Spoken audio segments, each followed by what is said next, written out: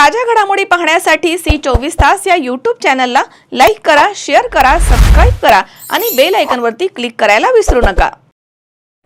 शिवसेना नेते, शिवसेनेचे प्रवक्ते खासदार संजयजी राऊत साहेब यांचा 24 आणि 25 या दिवशी शनिवार आणि रविवार आपल्या भागामध्ये दौरा आहे। 24ला संध्याकाळी साहेब नाशिकवरून ओझर या ठिकाणी मुक्कामी येणार आहेत। नंतर ओझरवरून दुसऱ्या दिवशी सकाळी जुन्नर विधानसभा मतदारसंघाची कार्यकर्त्यांची आढावा बैठक जय हिंद पॅलेस नारायणगाव या ठिकाणी सकाळी 10:30 वाजता आहे।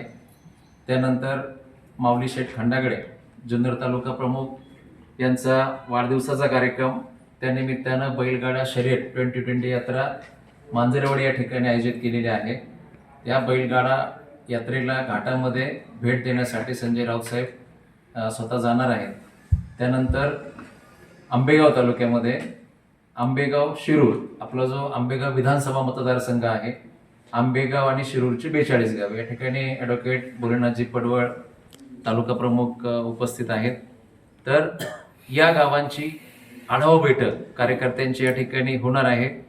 त्यानंतर राऊत साहेब चाकणला बाकी उर्वरित तालुक्यांचा मेळावा, या 2 तालुक्यांचा बैठक होईल आणि खेड या ठिकाणी जनरल मेळावा होणार आहे।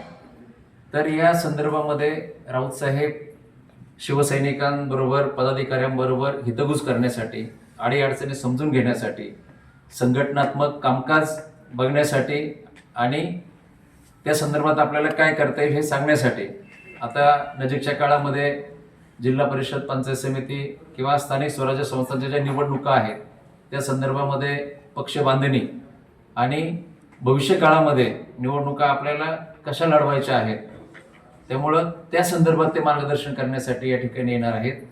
म्हणून आपल्या सगळ्यांना विनंती आहे की 25 तारखेला साहेब प्रेस देखील घेणार आहेत, तर आपण सगळ्यांनी उपस्थित राहावं ही माझी विनंती आहे। 25 तारीख दुपारी 1 वाजता या ठिकाणी गेस्ट हाऊसला बैठक आयोजित केलेली आहे। बैठक झाल्यानंतर प्रेस होईल। राऊत साहेब आल्यानंतर काहीतरी तुम्हाला माहिती चमत्कारच घडतो।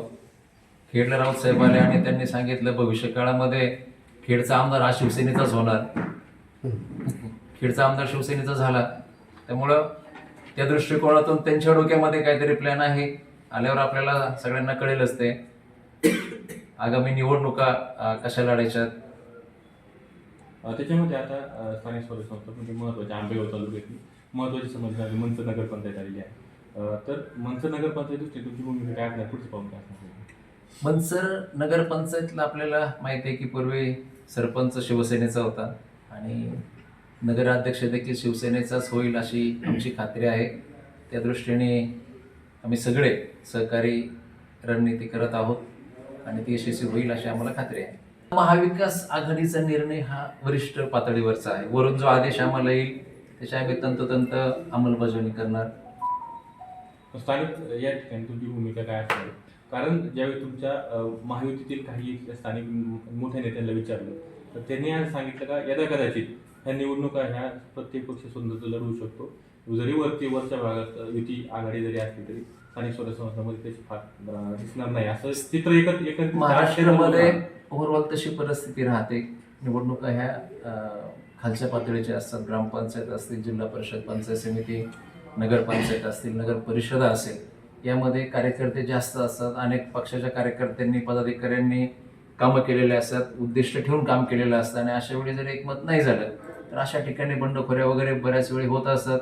आता विधानसभेला सुद्धा तुम्ही बघितलं काही मैत्रीपूर्ण लढती झाल्या, त्यामुळं आज तरी आमच्याकडं महाविकास आघाडी आहे। जे आता भविष्यात वरून नेत्यांनी काय आदेश देतील आता नंतर आम्हाला आल्यावर आम्ही तर तंतोतंत पालन करणार, परंतु महाविकास आघाडीच्या माध्यमातून निवडणुका लढण्याचं धोरण आहे। उन्हाळा आलाय, गरमी जाणवायला लागली आहे, पण चिंता नको। इलेक्ट्रॉनिक वस्तूंच्या खरेदीसाठी एकच विश्वसनीय नाव, साईराम इलेक्ट्रॉनिक्स अँड बॅटरीज। आम्ही घेऊन आलोय कडक उन्हाळ्यातील थंडा कूल इलेक्ट्रॉनिक वस्तूंची नवीन range. Sairam electronics and batteries खरेदी विक्री संघ, व्यापारी संकुल, Nagar Manmad road, Rahuri. Saidam hospital test tube baby centre. मी डॉक्टर स्वप्नील माने, स्त्रीरोग, वंध्यत्व व दुर्बीणद्वारे शस्त्रक्रिया तज्ज्ञ. आमच्याकडे दुर्बीणद्वारे शस्त्रक्रियेसाठी लागणारे सर्व अत्याधुनिक उपकरणं अवेलेबल आहेत. त्यामध्ये 3D 4D कॅमेरा, तसेच रुग्णांना 10 ते 20 ml रक्तस्राव होतो. पेशंटला खूप आरामदायी ऑपरेशन होतं. सूक्ष्म आजार बाहेर काढले जातात. 10 पटीने पेशंटच्या अवयवांचं निराकरण करता येतं आणि आजाराचं उच्चाटन केलं जातं. साईदाम हॉस्पिटल, लॅप्रोस्कोपिक सेंटर आणि test baby centre. Court area, Bhagyashree हॉटेलच्या पाठीमागे, राहुरी.